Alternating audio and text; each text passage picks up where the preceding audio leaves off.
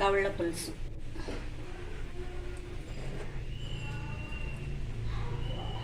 ఉల్లి ముద్ద, టమాటా ప్యూరీ, అల్లం వెల్లుల్లి జీలకర్ర పేస్ట్, పచ్చిమిర్చి, బెండకాయ ముక్కలు, పండు పులుసు, ఆయిల్,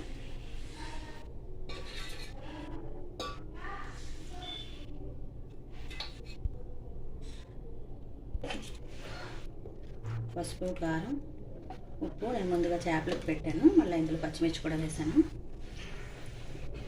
కారం మనం చూసుకొని వేసుకోవచ్చు.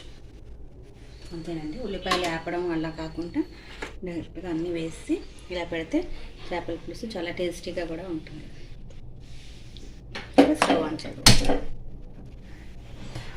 చక్క సిమ్లో మనం ఉడికినిస్తే టేస్టీ కవ్వళ్ళ పులుసు రెడీ అయిపోతుంది.